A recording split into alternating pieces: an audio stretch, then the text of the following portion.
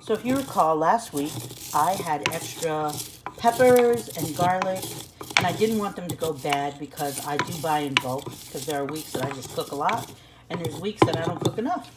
So this is what they look like. They're dried and dehydrated, and you can buy a dehydrator, or if you have an oven like I do that has a dehydrate cycle, you can use that. And now I'm going to crush these up, and I'm going to put them into my crock pot. I have no clue what I'm making, but I know chicken's involved, but I now know I have garlic and peppers to season my chicken with.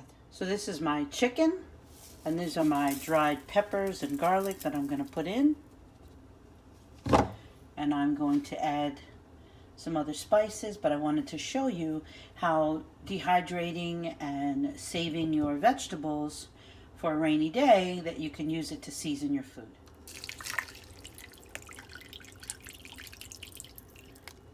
Just enough water to give it some good steam to cook, because I don't want it to be soup, but I want it to be kind of like baked, but cooked in the crock pot, so I don't have to watch it every few minutes and let it just do its thing and check on it later.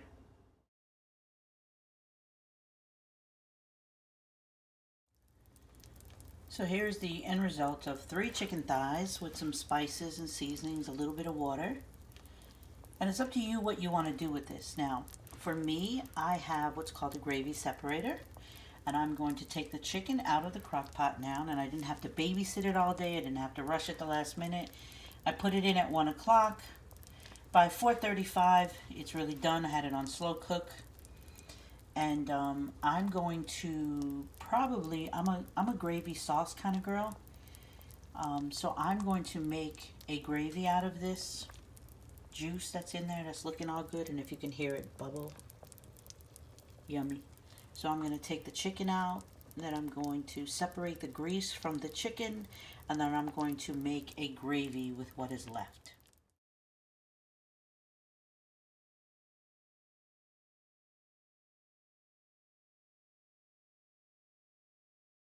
Okay, so now, all the things that I cook aren't always necessarily healthy or great for you. However, I love food, I love the flavor of food, I love teaching things, and my mother used to cook, of course, from her soul and her gut, and she cooked with love. So the chicken, though the chicken has skin on it, it's going to give off some grease, and of course we want to eliminate as much grease as possible. So I like gadgets, so anybody wants to grab gadgets and send them to me, that's fine. So this is a grease separator.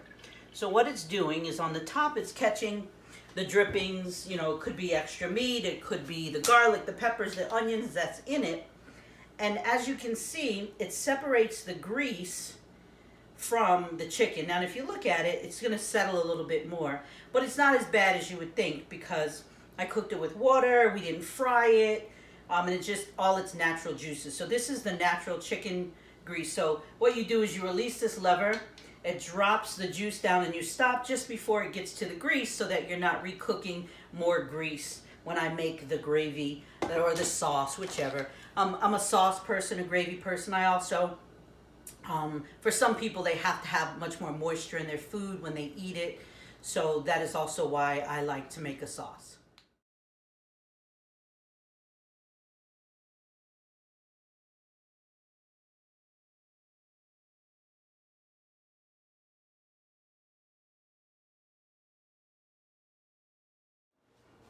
Okay, so now we have the pot on the stove, and this is, remember I said this is the residual, the peppers, onions, seasonings, everything cooked down. And we are now going to add this gravy or sauce, the juices from cooking in the crock pot, to the pan. You just squeeze it and you let it go down. I just let it go until it gets right to the oil, and then we stop. And so the rest in the bottom of that is oil. I'm just going to put that back on top. I love my gadgets. So now I'm going to let this get warm. And then for a thickener, I'm sure you might have some other things. When it's something I want to cook quick, or a light sauce, not very heavy, like if this was good old-fashioned fried chicken and I wanted a heavy brown sauce, I would put flour in the pan and keep turning it under the heat until it turned brown. But this one, I'm going to use a little cornstarch to make it thicker, quicker. Oh, I like that, thicker, quicker. Anyway, don't ask me measurements. I use it by eye. If it's not thick enough, I'll add some more. And that's, you know, that's the fun that I have in the kitchen. So I do things just based on eye, taste, touch sometimes, and I wait, you know, for it to cook down. And if I need to add something, I'll add something. But everybody's flavors are different, so I don't use a lot of pepper, maybe a little bit too much salt sometimes, but pretty much that's how I cook it. So this is a cornstarch, whatever brand you use, whatever flour you use, your thing. But so this is getting hot, and when it gets really hot is when you add this. So it's starting to bubble now, and then I'm going to add this. And when you add it, you have to stir it quickly because it does thicken very quickly sometimes. So now that I have that in, I'm going to add the best part of it all, and that's the onions and everything cooked down, all the good flavor and juices that were in the bottom of the pot.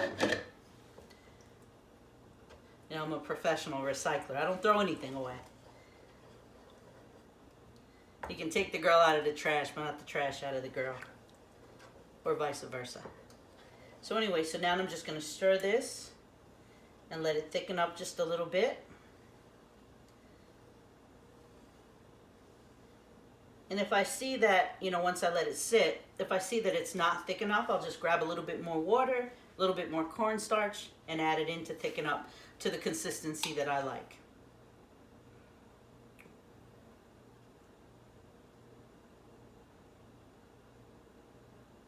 Gonna let it get hot. So while this is cooking, today was a pretty interesting day. I talked to a couple clients, 2 clients, I guess that is a couple. And I was listening to some people talk somewhere where I was waiting in line. And, you know, everyone's so stressed out. And they're wondering why they're sick, and they don't know, you know, this from that. And, you know, they're always worried. We worry about things that may never happen. And I think, you know, I've talked about 22 things that we could do to get out of our own way. Oh, it's starting to bubble up real nice now. And now this is what I'm going to see the consistency. If it's not thick enough, I'm going to add more, but it's starting to cook down.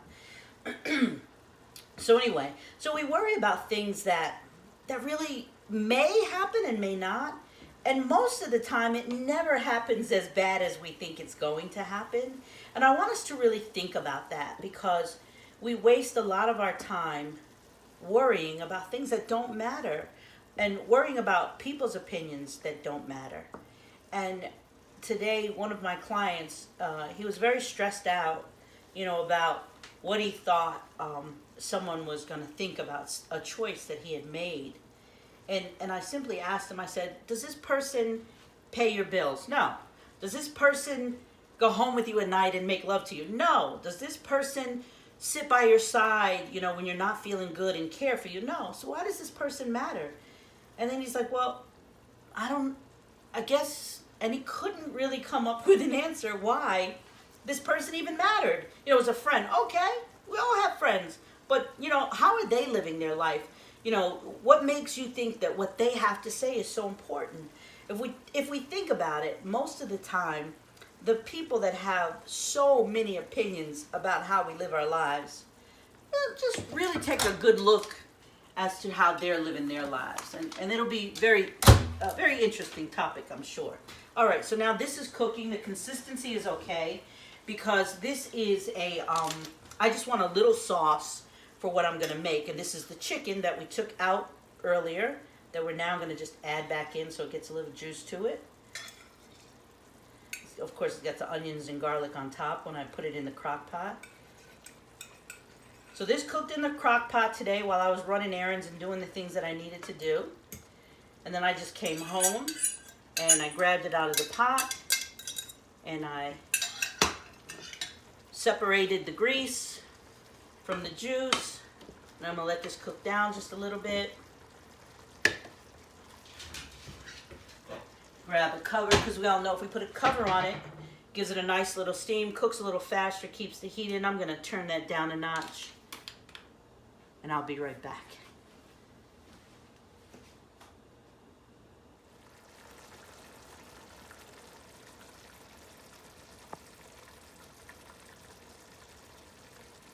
some frozen Schwann's asparagus. I'm going to steam them in the microwave for a few, and I will be right back. All I did was sprinkle a little rice wine and a little bit of garlic powder on it, a little bit of salt, and I'm going to steam it in the microwave.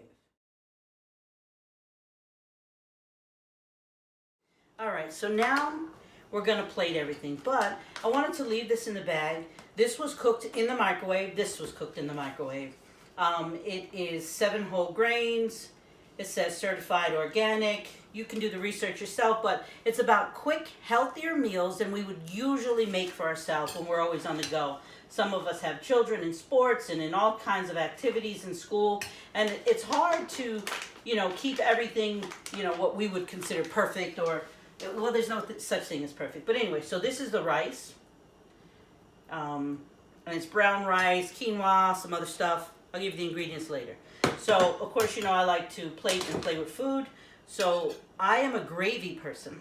So, I would add my rice, leave a little space in the middle for the meat, and I would grab my piece of chicken, put it in the middle. I like sauce and flavor.